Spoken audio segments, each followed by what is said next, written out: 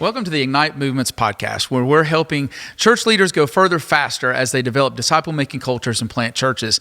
As always, if the content that you hear today is helpful, hope you'll hope you'll subscribe, hope you'll share out to other people as well. Today, what we're talking about different types of church plants. We've talked about laying that disciple-making foundation, but the question is okay, where are we headed? What is that product going to look like when we say we planted a church? Because when you say those words, plant a church, a lot of different things come to mind for a lot of different people. And so what I want to do is I want to kind of roll through a couple different categories because it's really, really important that you get a clear idea of what it is you're planting and that you clearly communicate that to the people who are helping you as well. And so I want to talk about two different categories, types of church and styles of church. So as we talk about types of church, there are a few different types that can be involved. And the first one is just a church plant. And this is typically where, you're for the most part beginning to raise up leaders and you're pulling other people together and you're just going to start a church that never existed before. And I think that's what we typically think of when we think of a church plant. So just typical church plant is one of those types of churches. But then there's also revitalizing a church. And that's kind of a whole different ballgame. This is not technically a church plant, but frankly, if you want the people of the church, to really be on board, you want them to see it that way. You want them to be thinking in terms of this is a church plant. And so here we're talking about a church that's really in danger of not surviving if drastic measures aren't taken, if something amazing doesn't change in that environment, it won't be there a whole lot longer. And it's really important to be honest with the church if it appears like maybe that's not feasible, that no matter how much they change, it's too late. And so it's very, very important to help them understand that. But if they do understand that massive changes absolutely need to occur, you might be taking a church in order to revitalize it or bring new life back to that church. And in that scenario, the people that have been attending the church will continue to attend the church. The leaders that have been leading the church, for the most part, there might be some changes as you begin to discuss. If they're all in on you coming and revitalizing a church, there might be a few leaders that say, look, I think it's great, but I don't necessarily want to be on the leadership team, or I don't necessarily agree with some of those things. But for the most part, that leadership team may stay intact or may stay in place. Revitalizing could mean rebranding the church or just drastically changing what the church is doing at the time and making massive changes. But everybody's got to be 100% on board with that concept of making those massive changes. And that's really hard to judge sometimes. You're going in, they're desperate. They say, yeah, we'll make those changes. And so you might want to be really, really specific about these are the types of things that you've never even thought of that are going to happen here, and you're going to have to be okay with that. But it's not for the faint-hearted because of that. And you have to be really focused and consistent in making those necessary changes. And you can't let the frustration or the criticism of those who want to maintain the status quo stop you from moving ahead. And that's really, really important. Being able to constantly cast the vision of sacrificing our own desires to reach the community is really, really key. And then also celebrating those changes as they begin to pay off, and really talking about look at what God's doing to help people be able to see that. And so celebrating is really, really key as well to somewhat overwhelm the few naysayers that you may still have. Another type is a replant. And there are times you just have to advise a church, look, I don't think any amount of changing, I don't think any amount of the leadership that's here, and the changes that they're willing to make is really going to make a difference. I think at this point, the best thing to do is just close down. And so that means closing down. It means handing the building perhaps over to a church planter who's going to make some improvements to the building. And after several months, a whole new church is going to be planted in that facility. And it's very similar to the church planting concept, but with the advantage of having a building, which is pretty cool. But also the possible disadvantage of dealing with honoring the past of a previous church and navigating an emotional handoff, which is also going to be very, very tough. And of course, you may even have some of those folks choose to come back to that facility and go to church in the new church, which is awesome as well. And so those are some of the different types of churches that you can plant. But let's talk a little bit about styles. The first one is just the simplest, and that is a rabbit colony. It's just the simplest, most stripped down style of church. It could be a micro church in a home. It could be a cafe style church in a restaurant or a business. These churches are just absolutely very, very simple in their style of worship. Very low production. It may be a person just with a guitar leading some songs. Then someone talks for 10 minutes and the people at the tables have some discussions on that topic. So a very stripped down version of what you would typically think of as church. Once the group begins to grow, it's very easy to send out another leader and do the same thing in a different location. And the style is called a rabbit colony because of how easy it is to reproduce because of that. And so one of the biggest problems with this concept is children's ministry.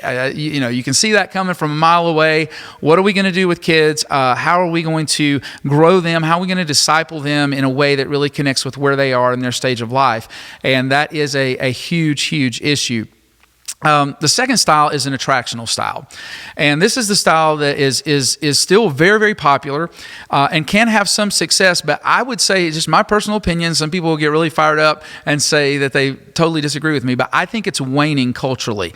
And here's what I mean by that. It used to be, especially in areas like where I live, that people who were not involved in church, they really felt like they should be. And so, they felt like that if church was cool and it was relevant and it made sense, like they would seriously consider checking that out.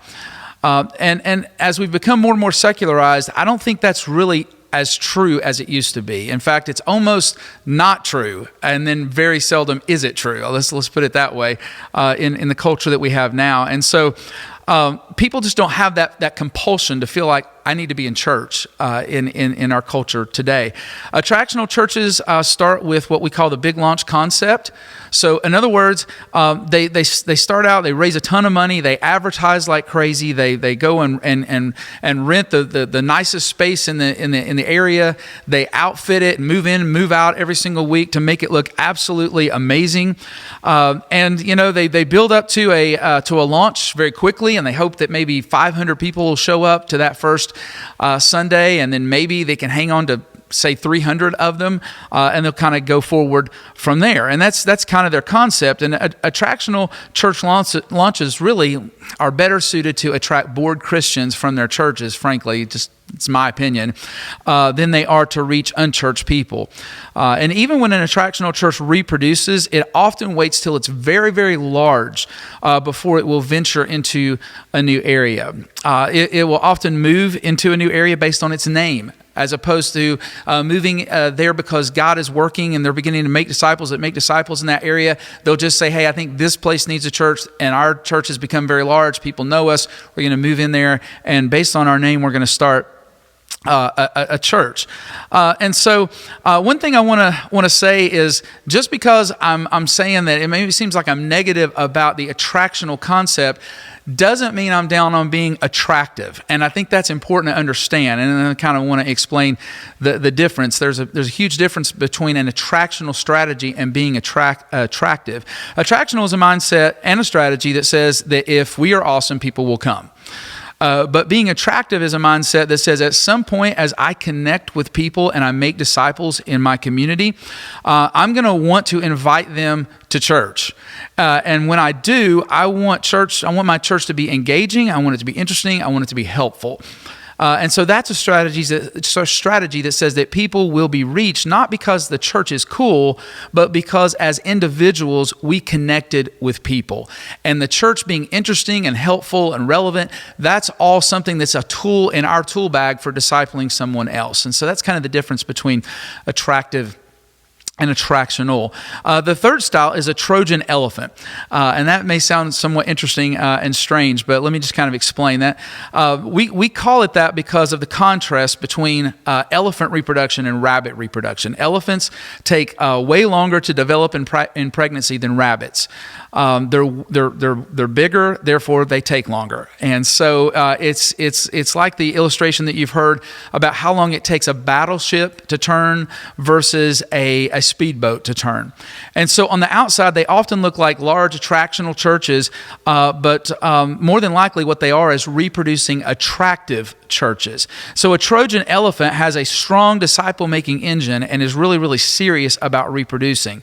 So it's kind of like unzipping a huge elephant and a lot of rabbits coming out of it. And it doesn't feel like it's got to reach 1,000 people before it can start to reproduce or before it can start another church. And they keep things pretty lean so they're able to do that. It's always raising up leaders who want to plant new churches and releasing them. And it's serious about starting churches out of disciple-making communities as well. And so the drawback with this style compared to the rabbit colony is it takes more planning, it takes more work to get off the ground, and it does take more money to get off the ground as well. And it's very dependent on a facility. You kind of have to have a facility to go with that strategy. And in the future, finding and paying for facilities is going to become more and more challenging as the political climate continues to shift and change. The advantage is it's way easier to minister to children through this style, and it's possibly, you could say, even more effective in that way as well. And so there are some advantages to it as well. There are also hybrids of these styles. There are networks of micro churches that come together for one large gathering a month. There are some churches that consider all of their groups, so to speak, to be micro churches, and they really run like micro churches, but they actually come together and meet at what you would think of as the church. They come and meet there every single week, in fact. So there's different ways of thinking, different ways of doing that. But here's what I think is really important as we kind of wrap up. I think what's important is that you make sure that you think through these styles and you decide what fits your context and what fits your leadership style.